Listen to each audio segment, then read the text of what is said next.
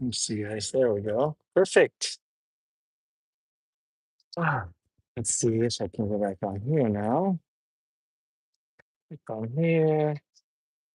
Live. This is a better one. Oh, perfect. Now we have live chat. Wonderful, wonderful, wonderful. Let's share it to here. Here. All right. Hey, everybody. Should turn it a little bit. There we go. Ugh, this feels better.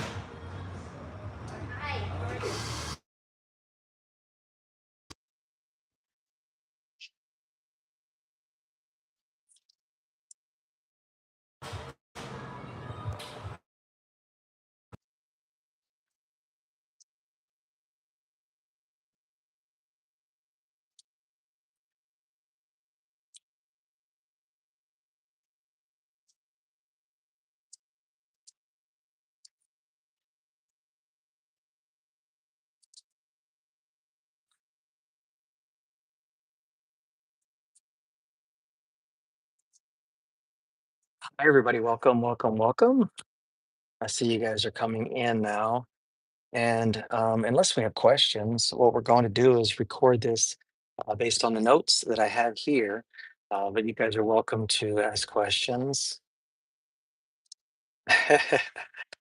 Thank you, Corey. Yeah, I'm trying to get set up here. I'm at a coffee shop and I didn't want people near me to feel that I was recording them or something. So, yeah, that's what we're doing. Yeah.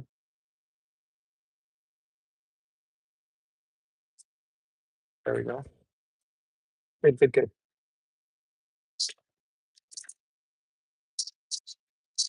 Welcome, guys. We're going to get started in just a minute. Hi, welcome.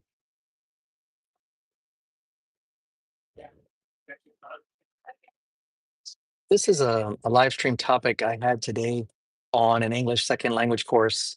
And it was about the importance of emotions when it comes to communication. Of course, if you are a communicator, then you're someone who cares about how the person listening to you understands you. If you're a talker, you don't care. If you're just speaking words, you don't care. You're just saying things. But if you're interested in engaging in communication, then emotions play a big role. I know if you're a man, you're not have emotions, it doesn't matter, but it does matter how people perceive you, how they respond to you emotionally, and being able to sort through your emotions is very important when it comes to communication. So, if that interests you, stay here and hear the live stream. You guys can text messages if you want or ask me questions. But essentially, I'm going to be going over the notes from our live stream for English second language learners and people in China don't use very much facial expression or body language.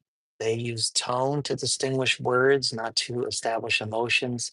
So, understanding your emotions and how they come across can be very important to how you're perceived and how you communicate. Hey, welcome, everybody. It's good to see you. Yeah, it's good to see you guys joining us. Well, my name is Jonathan, and I'm part of a community called Toliko Vima English. That's the name of our channel here on YouTube. We are streaming live right now. I will edit this and bring it up later.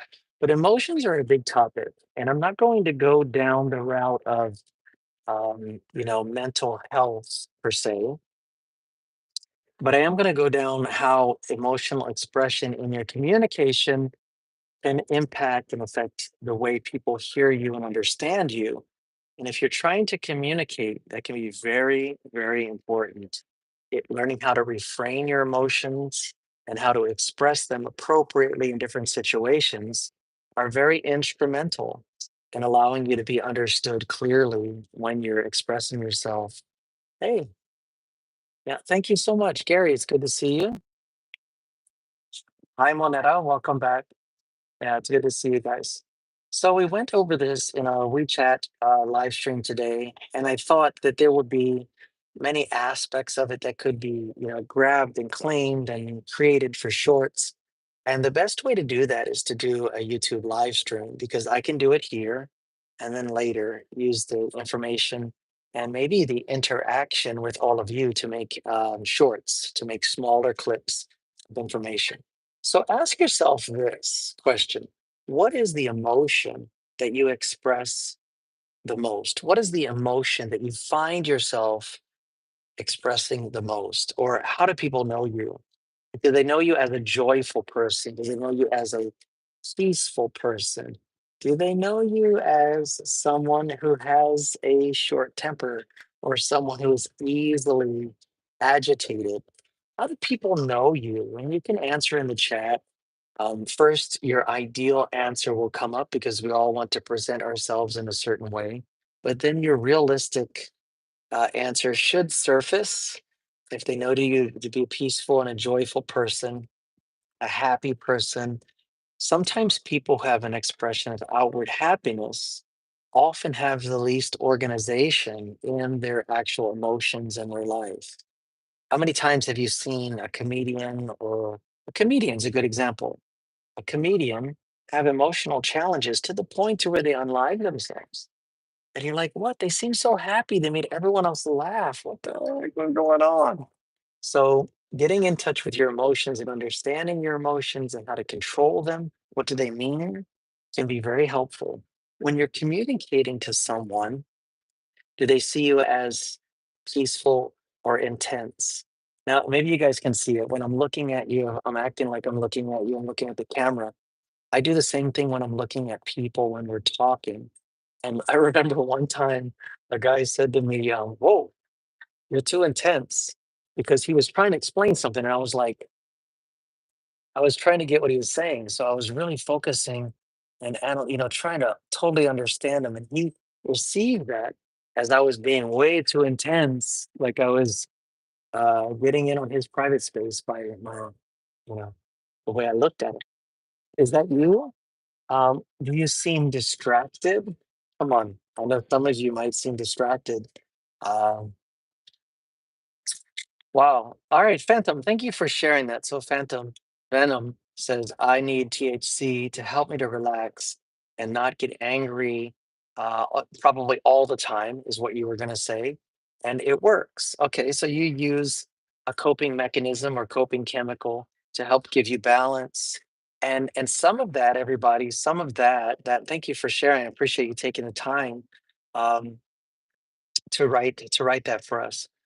So the reality is that with social media conditioning us, especially like TikTok and other places, there is a hyper stimulation of our visuals. Even me growing up watching TV, I became so absorbed at watching the TV that I'd be like, if you get a chance, maybe your family's watching a movie or you're at a place where people are watching an event, sporting event, come from the perspective behind the TV and try to look at who's watching the TV. And you're going to see people that are like very passive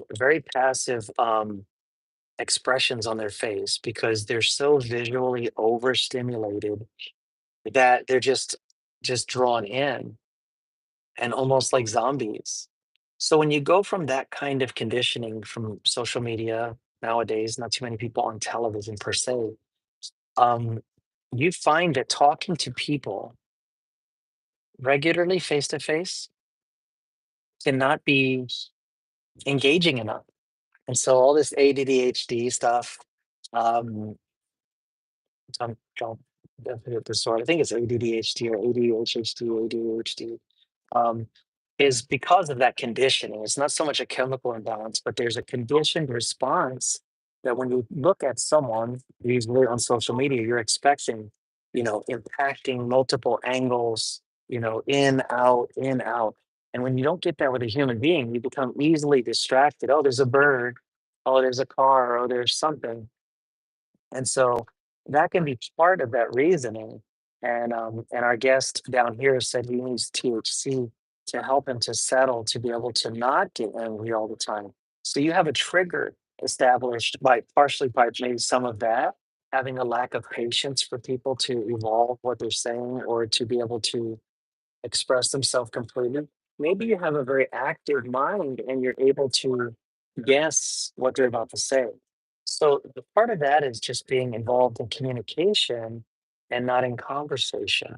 So communication I mean, talking is different than having a conversation or being a communicator. Um, and again, that could be your generation, that could be the conditioning from technology. Could be a lot of different things. Um, so one of those things you overcome it with a chemical to help you to stay focused. So absolutely. But the emotions that we're talking about here today, like joy, a feeling of great happiness, right? Sadness, feeling unhappy or sorrowful, anger, strong feeling of annoyance or displeasure, like you were talking about, fear, a feeling caused by the threat of danger. We're going to get into that a little bit too, because sometimes, like people in my family like to watch scary horror suspense movies. And then they wonder why they have a really short fear factor. Like they're afraid, they're instantly afraid or paranoid or worried that something's going to happen. Well, they've been feeling that way because they've been entertaining those feelings for entertainment, and so they have a hypersensitive response to fear or anxiety. They even long for it because they've been calling it entertainment. Think about it. They've been calling it entertainment. So I don't like to watch those things. And my family knows that I don't like to watch those things, not because I'm afraid, but I have a fear response that engages. So when I'm afraid, I engage. And that causes me to want to engage with the TV, not physically, but it's not comfortable for me to watch something that stimulates my fear. And I don't want to override my engagement because it's a protective thing. When I feel afraid, I engage. There's a fight or flight response, and I tend to engage, not so much fight, but I'm going to press into it, not run from it. So for me to watch suspense movies or thriller movies, they're not very entertaining because they're creating a response that I can't act on, and so, yeah, I don't enjoy those. So that could be some of the factor fandom that you're experiencing. Of course, there could be emotional trauma and things like that underneath all of it. There could be layers that would have to be looked into to find out why you need a chemical to help to settle you so that you're not easily triggered to be angry all the time. Surprise is a sudden feeling caused by something unexpected. Disgust is a strong dislike or revulsion. Something disgusts you. It can be a conditioned response, or it could just be something in appearance or sensation that causes that. Love is a deep feeling of affection, but there's like five different meanings for love, which is important because in the English language, we call everything love, which can be confusing. There's guilt, a feeling of regret for doing something wrong. There's shame, a feeling bad about oneself, and there's embarrassment, which is a feeling of self-conscious or awkwardness. So, some of the examples, you can say, I felt like crying when I saw the news. I felt like crying when I saw the news. It's a feeling, right? It hit me. There's an expression, it hit me. It hit me when I realized I forgot my friend's birthday, or it hit me when I realized I had friends in that country that's dealing with war now. It hit me, like it affected me strongly all of a sudden. My heart sank is another expression. My heart sank. My heart sank when I saw my exam results, right? My heart sank when I heard the news on TV about the cities affected by that situation. My heart sank. There's another expression, I couldn't hold back my emotions, or it was overwhelming, or there's a high feeling of saying I felt like I was on cloud nine, or I was on cloud nine.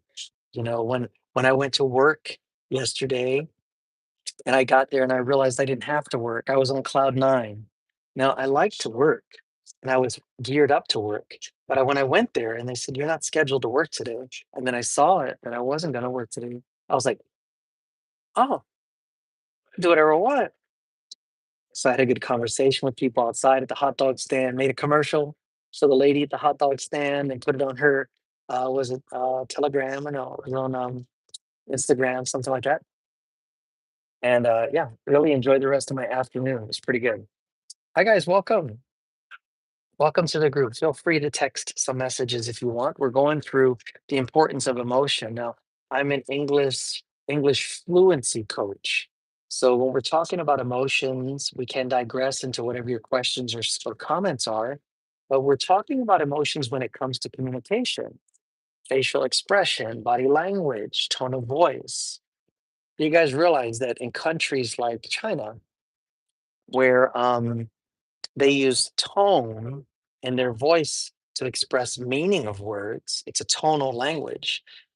And come over to English where we use tone largely for emotional impact. Many people feel that people from China and other countries that use tone are very demanding or condescending towards them when they talk to them. But when you get to know people of China, you realize that they are using a very respectful tone. They mean the most respect by it, but in our emotional filter, we feel that they're being very demanding or angry or condescending, especially if they don't have any emotion on their face. If they're just, and they say something really hard, you're like, bro, calm down. So understanding how emotions and tone can play a role in communication, very, very important. Very, very important, right? Yeah. Hi, welcome, guys.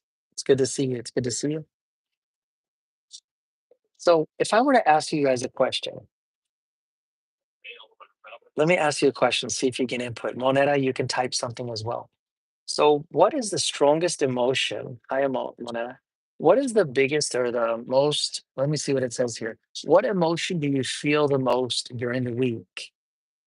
What emotion do you feel the most during the week? Now, we're recording this live stream. So, if you're watching this recording, ask yourself that question. What emotion did you feel the most this week? Think about it. I know there's a little delay when you're trying to answer. So type in your answer, Moneta or anyone else. What is the emotion you felt the most this week? The next question for you to consider is how do you express your feelings when you're upset or angry? How do you express your feelings when you're upset or angry? How do you do it? Do you get quiet? Do people know that you're going to get quiet? Um, do you change your tone? Optimism. Well, that's not an emotion. That's not an emotion. Optimism is not an emotion, it's a perspective. So, what emotion did you feel most this week? Sadness, anger, happiness, contentment, joy, the kind of thing, anxiety. Those are examples of emotion. How do you express yourself when you're upset or angry? How do you express yourself? Do you stomp your feet? I knew somebody one time that would stomp their feet and slam cabinets and slam doors. That was the way they showed that they were upset. Yeah, so happy. Okay, happy. Okay. Um, what do you do to feel better when you're feeling sad or upset or angry? What do you do to feel better when you feel upset or sad or angry? Yeah, think about it, guys. And you can answer. This is the live stream. We're recording it. I'll edit this and make a better video for you guys, more concise. But right now it's our time. And so you can answer me here in the chat. What do you do to feel better when you feel angry or anxious? What do you do? Is there something you do? One of our friends in our live stream, she will have a hot pot or go play badminton or go for a walk, those kinds of things. Do you think we can always control our emotions? Do you think we can always control our emotions? That's my question to you guys. Can you always control them? Hmm, think about it. Can you always control your emotions? I would say no. Sometimes emotions happen, they're triggered, but taking a moment to regroup when that happens is very important. You get upset with somebody, you can regroup and okay, hold on. I'm gonna answer you a little bit later. Right now, I just need a little time to settle. Oh, okay, no problem. Right? You can take a moment of pause so you don't say things you can't take back, right? So it's important to be able to control your emotions, even if they pop up. To be aware of that is very, very important. There are emotional triggers like the sound, like the name implies, can be something that in an instant present a certain or stimulate a certain response. That isn't always ideal, right? You can find angry triggers. You can also make good triggers, things that trigger good emotions. But oftentimes, triggers, the word trigger is associated with an unexpected or bad emotional response, right? And so there are triggers. What are some common situations that make you feel jealous or frustrated? So, role play. This is something you can do with one another. What are some situations that make you feel jealous or frustrated? Is there a person that you think of when I say who makes you frustrated? Is there a person that comes to mind? Ah, I always get frustrated when that person is here, or I don't know why he has to always do that, or I don't know why she does that, or why she chooses to do that. It gets on my nerves. Is there somebody who makes you feel that way? Um, why is it important to understand why we feel what we feel?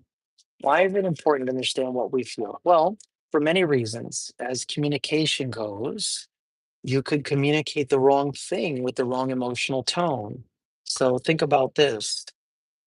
You know how a dog responds to us? A dog responds through tone. So you can say to your dog, "Oh, you're just the most stupid pet there is. Oh, I hate you so much." And your dog will be all wagging, right? Or all happy because they're hearing your tone. And you can say to your dog, "I love you. I love you." And your dog will, because it's responding to tone, right? So tone plays a big role.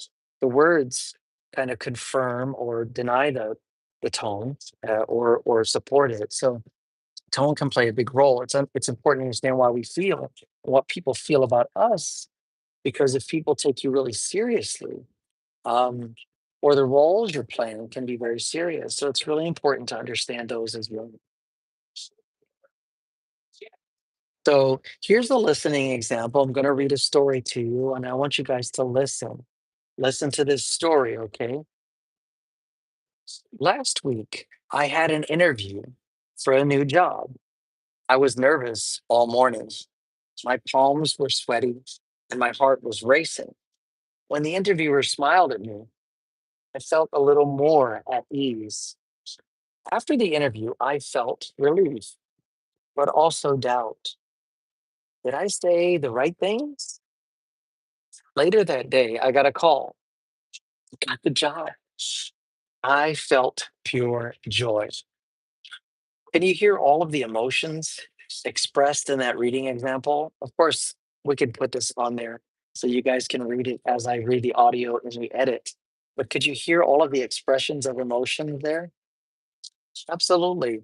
What emotions did the person feel? They felt nervous, right? They felt nervous in the beginning.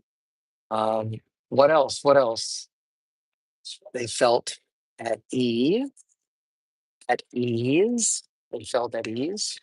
And after the interview, relief. They felt relief, but also doubt. Also doubt. Did they say the right things? Later the day, they got a call and they got the job and they felt pure joy, right? Pure joy. They felt pure joy. And what caused each emotion? The situation, the person caused each emotion. What phrases that felt describe how they felt physically? So you're going to look at that, and in the edit, I'll put up the story so you can read it and you can see the questions after, and you can try to come to your own conclusions. So ask yourself this, guys. If you want to be aware of your emotions, ask yourself this: if your best friend forgot your birthday, how would that make you feel? If your best friend forgot your birthday, how would that make you feel? Think about it. And you can put your expressions in the comment section. I really would like to hear how you express yourself when your best friend forgot your birthday. What would you think? What would you feel? Here's another one. What if you win a free vacation to Hawaii? How does that make you feel? If you were to be notified that you won an all expense paid trip to Hawaii with $5,000 spending money, how would that make you feel? Think about it. Think about it. Or to Thailand or wherever else. How would you feel if you lost your wallet? Anybody? How would that make you feel? You lost your wallet.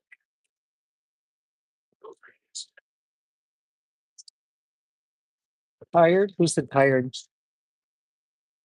What if you met your favorite celebrity? How would that make you feel? If you met your favorite celebrity, it could be a singer, could be a actor, talk show host, sports star, whatever. How would you feel if you met them? Describe those feelings. Yeah, yeah, yeah. I know. Describe them in the chat or in the comment. Ask yourself, how would you feel? What would you say? What would your face and body talk look like? Think about it. Think about it. And the reason we're doing this, remember, our focus is English fluency.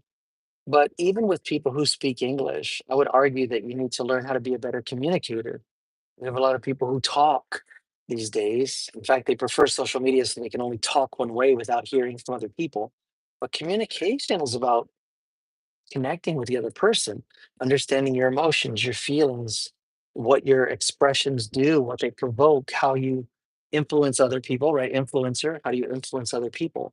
It's really important to understand your own emotions so that you can utilize these things in the right way and you can maybe understand why people react to you the way they react to you. You're like, wow, why does everybody treat me that well? If everybody's doing it, it might be you, you might be causing it.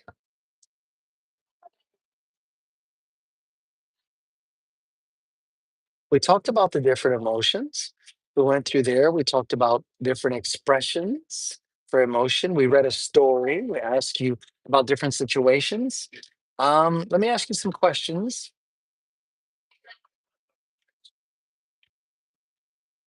We already asked those. Anybody in the chat? It's pretty quiet down there.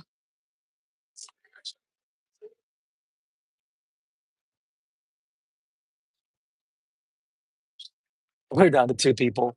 One person left. Well, thank you guys for the thumbs up.